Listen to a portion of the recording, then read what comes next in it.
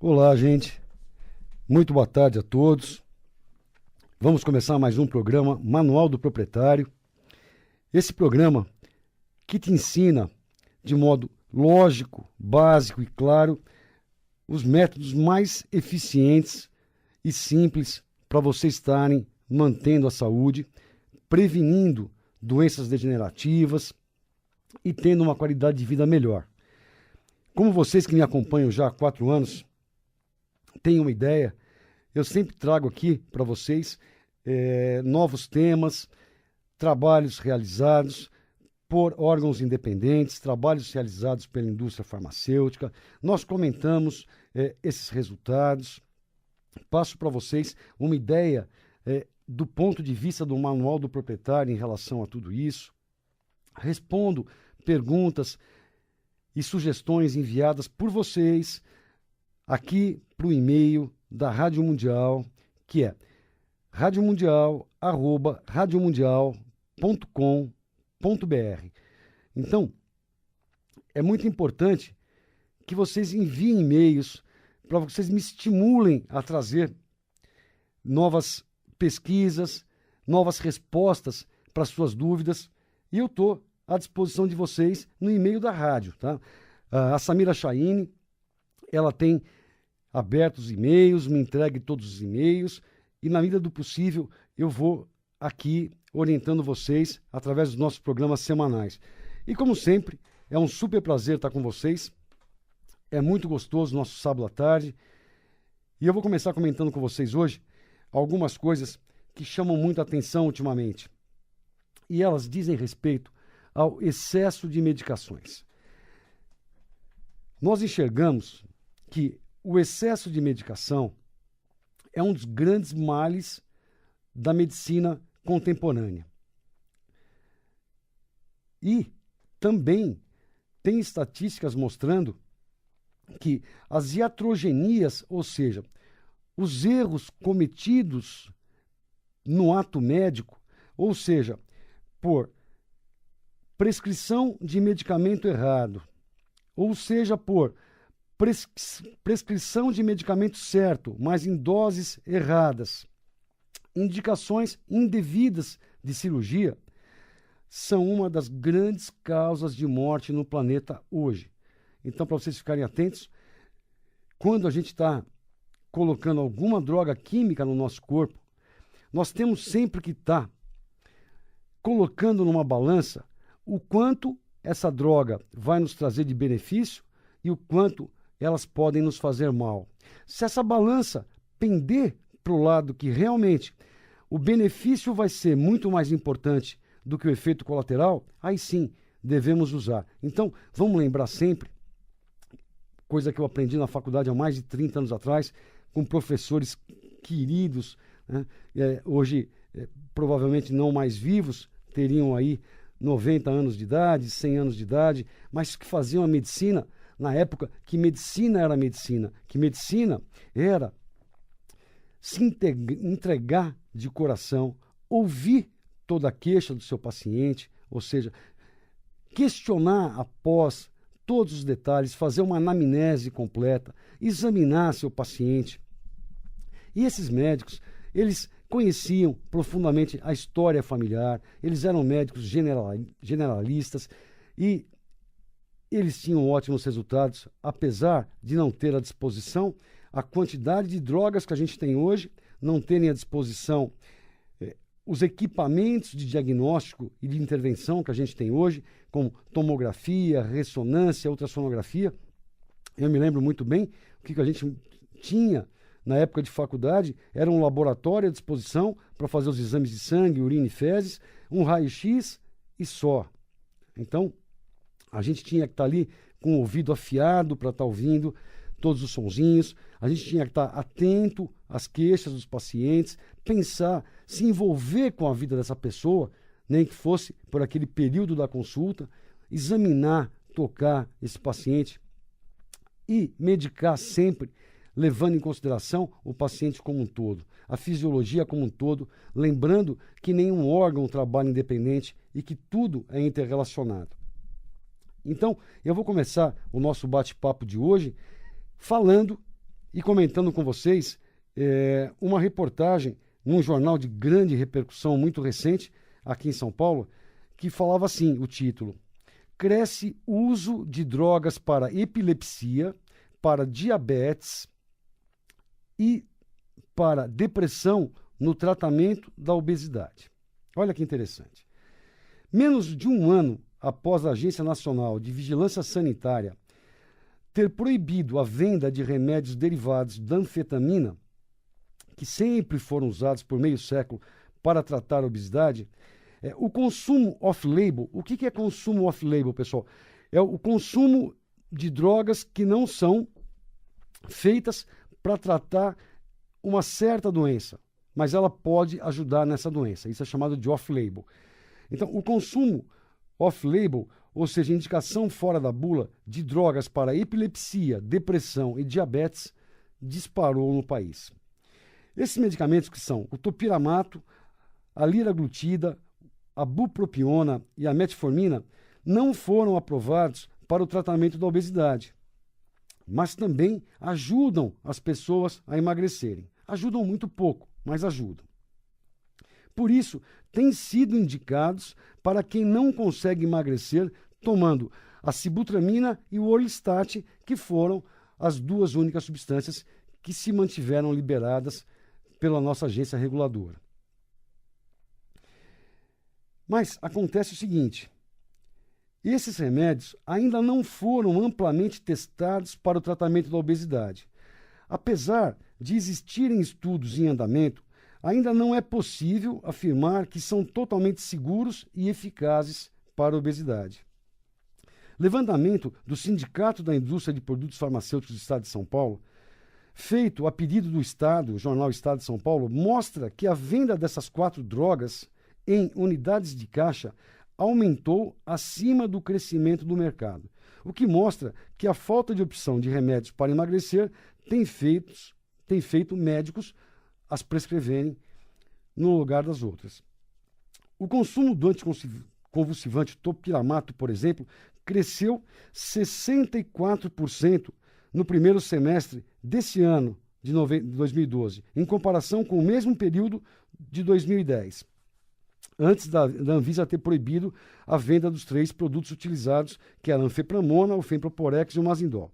Entre os principais efeitos colaterais do topiramato estão lentidão cognitiva, diminuição do raciocínio, esquecimento de palavras em um discurso e malformação fetal, risco de lábio leporino. Então vocês imaginam só que para tentar perder alguns quilinhos, você fica com a mente embotada, você no meio do seu trabalho, no meio dos seus relacionamentos sociais, esquece nome de pessoas, esquece o que estava dizendo, numa palestra, numa aula, ou seja, pode te prejudicar extremamente na vida profissional e social. A liraglutida, a outra substância vendida com o nome de Victoza, que foi criada para tratar diabetes, chegou ao mercado em maio do ano passado e teve um crescimento explosivo nas vendas em setembro, mês em que uma reportagem em uma revista apontou como droga milagrosa na perda de peso. Não sei se vocês lembram, ela foi reportagem, foi capa da revista Veja, o Victoza como uma droga que era uma esperança em fazer as pessoas emagrecerem e não só tratar o diabetes. Eu lembro quantos e quantos e-mails eu recebi nessa época perguntando da possibilidade de se usar e dos resultados. E eu falava para as pessoas: gente, essa medicação ela não foi criada para tratar a obesidade, ela foi criada para ajudar pacientes diabéticos que têm difícil controle clínico com a dieta e com os medicamentos via oral. Então não é uma droga adequada para isso, mas mesmo assim vocês entendem que a vontade, a necessidade de perder peso rápido, a imagem que essas reportagens trazem fazem com que as pessoas entrem em parafuso e desesperadamente procurem por tudo. Agora, antes de eu continuar lendo isso para vocês, eu queria dizer que eu tenho nesse período aqui, provavelmente, contato com mais de 50 pacientes que se medicaram com isso, contra a minha vontade, indicado por outros médicos, ou até compraram livre espontaneamente, porque você pode comprar isso sem receita. E eu afirmo para vocês que pelo menos 90% deles não encontrou benefício nenhum, gastou uma quantidade grande de dinheiro e teve uma quantidade enorme de efeitos colaterais. Mas, continuando, em maio do ano passado, olha, para você ter uma ideia dessa substância, foram vendidas 1.270 caixas do Victoza. Em setembro, ou seja, 4 meses depois, 35 mil caixas. Então, de 1.270, depois dessa reportagem que eu falei para vocês na Veja, foi para 35 mil caixas. E em dezembro do mesmo ano passado, já estava em quase 59 mil caixas, sendo que cada uma custa, em média, R$350. Olha que coisa realmente doida. Antidepressivo. O consumo do antidepressivo bupropiona cresceu 54% nos 6 primeiros meses de 2012 em relação ao mesmo período de 2010. Deixa eu comentar um pouquinho, antes de continuar com vocês, a respeito da bupropiona. A bupropiona foi um medicamento que foi testado, foi criado para ser um antidepressivo. Durante a fase de testes dessa substância, o que se observava é que o efeito antidepressivo não era uma coisa tão eficiente como os outros antidepressivos que existiam no mercado. Mas as pessoas relatavam que elas sentiam uma grande diminuição na vontade de fumar. Olha só que sacada inteligente. Esse remédio foi, então, pela primeira vez, lançado com o nome comercial de Zyban. Zyban, que era justamente o primeiro tratamento antitabágico, ou seja, para as pessoas deixarem de fumar no país. E depois passou a ser usado também como antidepressivo e agora está sendo usado na ajuda para as pessoas perderem peso. Já a metformina, indicada para diabetes, teve aumento expressivo, né? Mas ninguém sabe se esse aumento expressivo foi só pelo fato de ajudar a emagrecer ou porque essa medicação passou a ser fornecida de graça no farmácia popular. Então, esse é um fato absolutamente esperado. A Anvisa retirou 3 bons medicamentos do mercado, que já existiam há muitos anos, e que o problema não eram os medicamentos, era a má indicação desses medicamentos, ou seja, médicos que sem critério prescreviam isso para qualquer pessoa, né, e de pessoas que poderiam ter arritmia cardíaca, crises hipertensivas, enfim, não eram bem analisados, né, não usavam os critérios adequados e, por causa de possíveis efeitos colaterais, elas foram retiradas do mercado. E com pouca opção, é natural que as pessoas tentem tratamentos não indicados nas bulas. Afirma o Valmir Coutinho, que é o presidente da Associação Internacional para o Estudo da Obesidade. Segundo ele, 1/3 dos pacientes não responde bem à sibutramina e muitos não se adaptam ao Orlistat. Bom, a sibutramina é uma substância que ela foi criada também, e na época foi um boom. Olha, chegou uma nova droga fantástica, mágica, que tira a vontade de comer carboidrato, ajuda as pessoas a emagrecerem rapidamente, e não foi isso que a gente viu acontecer ao longo dos últimos 5 anos. Em algumas pessoas ela ajuda sim, funciona bem, mas sempre associado às pessoas que têm vontade, aquelas pessoas que se inserem em novas atividades, em novo tipo de alimentação, fazem atividade física, e aí a sibutramina ajuda. Mas grande parte das pessoas, você vê que o efeito é fugaz, pode ajudar nos primeiros meses, mas depois as pessoas param de perder peso, porque elas não criam novos hábitos. E o Orlistat, que vocês conhecem, que foi lançado com o nome de Xenical, essa é uma substância que realmente eu não indico, porque o que ela faz? Ela inibe a absorção de gordura a nível de trato gastrointestinal. Mas quando isso acontece, nós não temos só gorduras ruins que não são absorvidas. As gorduras boas também, como ômega 3, como ômega 6, como fosfatidilcolina, importantíssimas para formar todas as membranas celulares do nosso corpo, também deixam de ser absorvidas. E, como outras substâncias importantes que dependem da gordura para ser absorvidas, como vitamina E, vitamina K. Então, isso acaba causando, a médio e longo prazo, um transtorno real no organismo dos nossos pacientes. Então, o que acontece? O chefe do setor de obesidade do Hospital das Clínicas de São Paulo, ele concorda com o presidente da Associação de Obesidade, mas diz que, em termos de eficácia, essas drogas estão longe de serem consideradas ideais.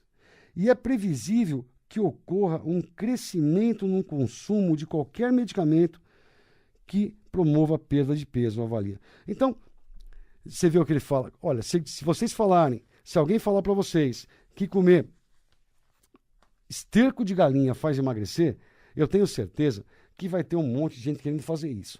Mas, e aí, aonde é que entra a nossa visão do manual do proprietário? Aonde é tão simples?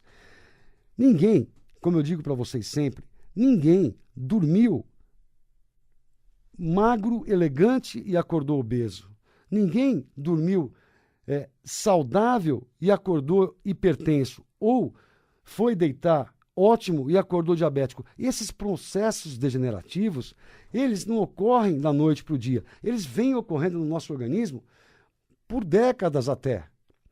Então, por que não se insistir um pouco, já que nós demoramos décadas para chegar até esses processos patológicos de obesidade, de diabetes, de hipertensão, por que não investir pelo menos um ano no sentido contrário? O que é que eu fiz para mim chegar nessa condição? Para eu chegar nessa condição, eu fiz o quê? Eu comi alimentos industrializados em excesso. Eu comi carboidratos refinados em excesso. Eu usei refrigerante esse tempo todo. Eu não fiz atividade física. Eu fui uma pessoa que excedi no álcool, que tive estresse e mais estresse e não procurei forma nenhuma de controlar esse estresse. Eu não controlei, ao longo desses anos, as minhas condições clínicas. Então, por que eu não começo a fazer o caminho contrário? Então, qual é o primeiro caminho contrário? Vamos aprender a comer? Como é que se deve comer? Então, aí uma dica para vocês. Vocês estarem com uma caneta e um papel na mão, é importantíssimo isso. Isso aí é basicamente a alma do nosso projeto Manual do Proprietário. Porque isso nos ensina como abastecer esse equipamento. E você realmente é aquilo que você come.